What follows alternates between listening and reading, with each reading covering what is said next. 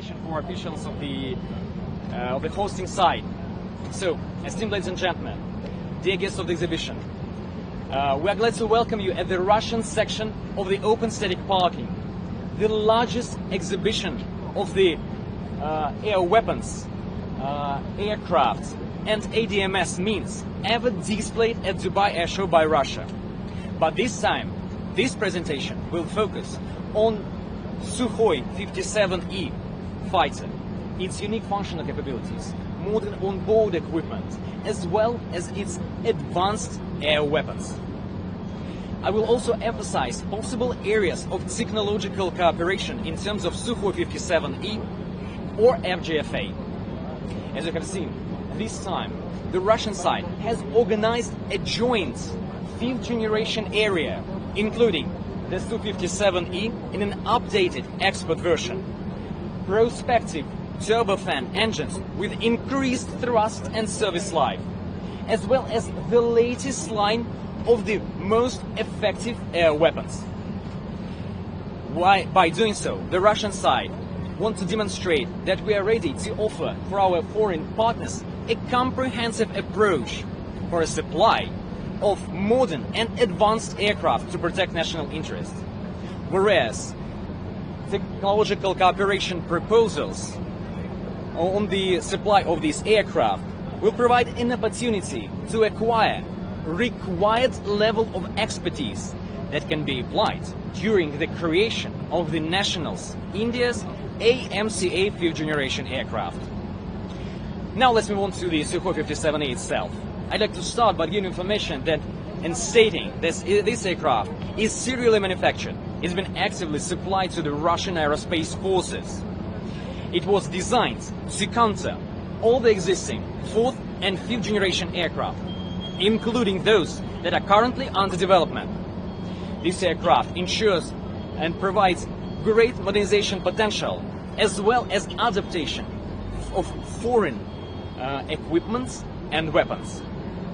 Su-57E is the only 5th generation aircraft that has obtained real combat experience in intense ADMS environments, unlike Western aircraft. Su-57E fully corresponds to the 5th generation criteria. One of the most important is stealth action due to low visibility in the radar ranges, including during operation of the onboard radar and application of air missiles. The design of the serially manufactured aircraft extensively uses composite materials and radar-absorbing coatings, whereas the missiles of unique type missiles, long-range missiles of new generation, can be installed internally to provide missions in stealth mode. Other key features of the Su-57E aircraft include long-term supersonic flight, integrated all-aspect countermeasure systems, AESA radar, and multi-channel firing of a wide range of air weapons. Su-57E has advanced intelligent pilot support and high automation of both piloting and combat employment.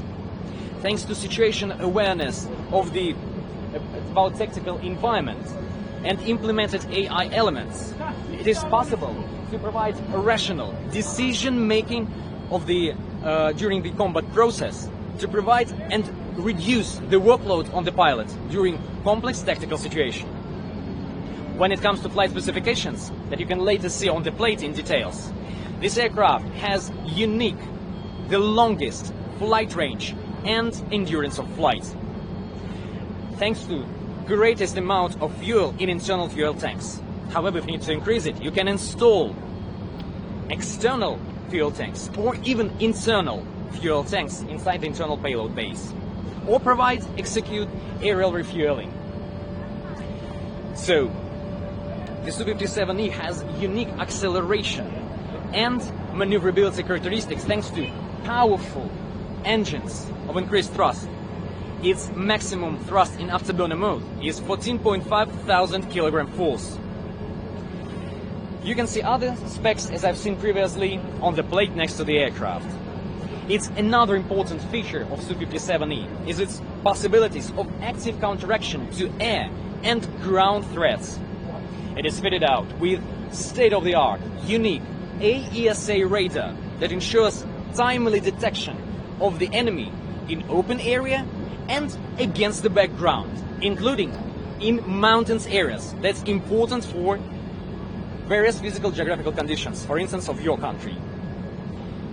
The fighter's AESA detection range, maximum one, is 240 kilometers. However, it can provide stealth missions in non-emitting mode thanks to IRST or optical locating station. When it comes to the onboard defense system, for the first time abroad, you might see a full set of it. That includes the ELINT system, electronic countermeasure system, as well as optical locating, omnidirectional subsystem. They're represented as a great number of various sensors and active systems all around the aircraft. Now let's draw your attention to the modern armament complex. More than 10 new types of air weapons were specifically designed for this aircraft, such as the REV-MD2 short-range air-to-air missile with a maximum range of 50 kilometers, KH-58U Shak-E anti-radiation missile with a maximum range of 245 kilometers, KH-69 unique new generation stealth cruise missile with a maximum range of 290 kilometers, and many other types of high-precision guided weapons.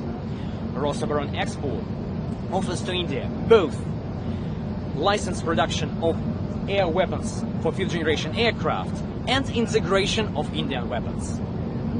Now I'd like to dwell your attention to the proposed areas of technological cooperation on Su-57E or FGFA.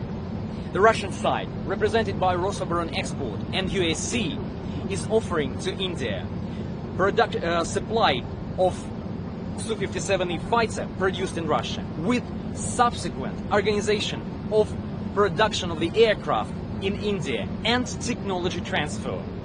Hence, we are offering technological learning of fifth generation technologies including engines, optics, AESA radar, AI elements, low signature technologies and modern air weapons.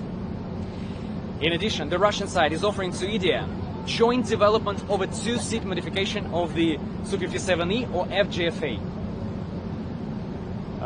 taking into account the requirements of the Indian Air Force and using existing know-hows. Manufacturing FGFA means manufacturing all the critical components of the aircraft without a fear that one day you won't get something because of sanctions. Also, this proposal provides gradual increase in the level of licensed production. And in the long term, there is possibility of upgrades of the aircraft by improving the aircraft software and upgrading the FGFA in general. Russian side proposes to continue 60 years successful cooperation between our countries in terms of aircraft production. And this it has demonstrated the reliability and transparency of the Russian side to technology transfer without restrictions and possible sanctions like other countries do. To conclude, Russia offers to India more than a fifth-generation aircraft. It offers technological self-dependence. With this project, there should be no fears that threat of sanctions or a decision from above might disrupt a delivery of key aircraft components such as engines or defense means or weapons or something else. Thus, the skies of India will remain under reliable protection.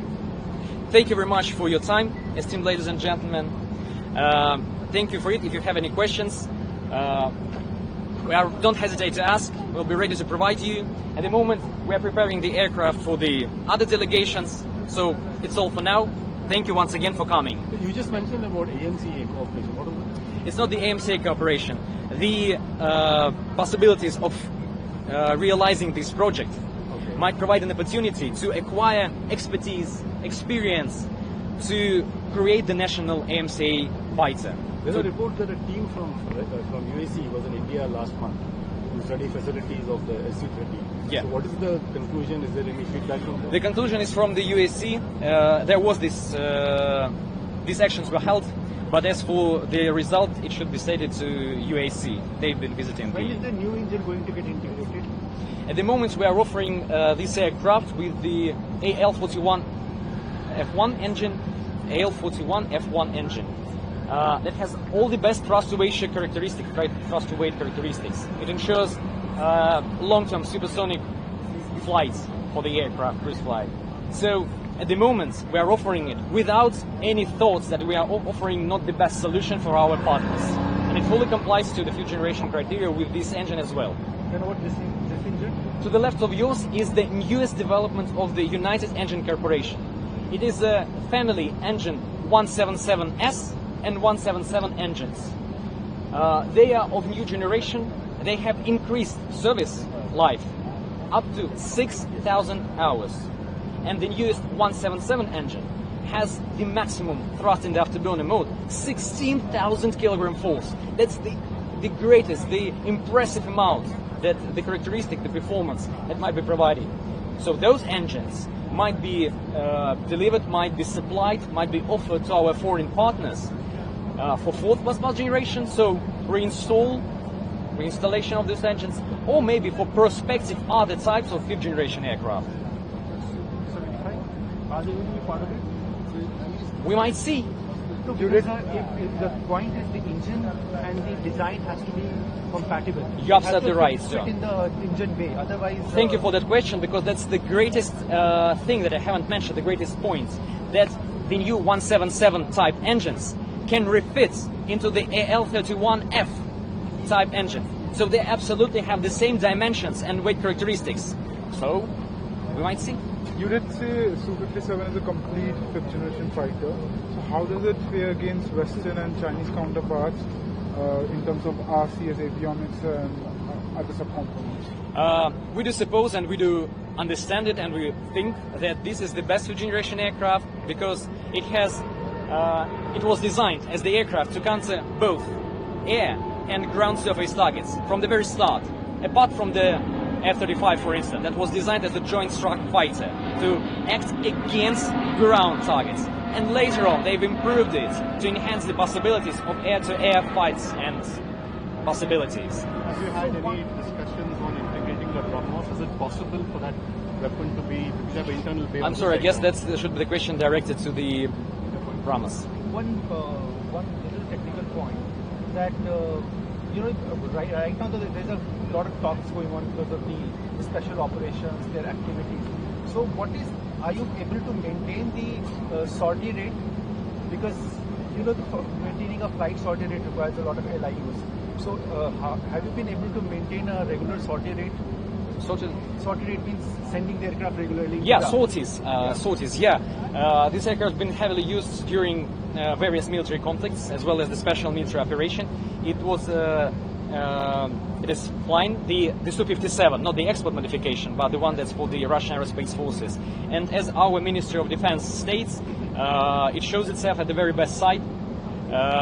Its possibilities to engage ADMS means are proven and are stated cleared by our MOD. Is X-69 integrated into the... You're absolutely right, sir. Okay. All those missiles that are here located at this site, they're integrated and they have experience of being applied, combat experience. Are there any new weapons you're showing for the first time here? Yeah, we are showing, but not at this location. They are for the helicopter, combat helicopter.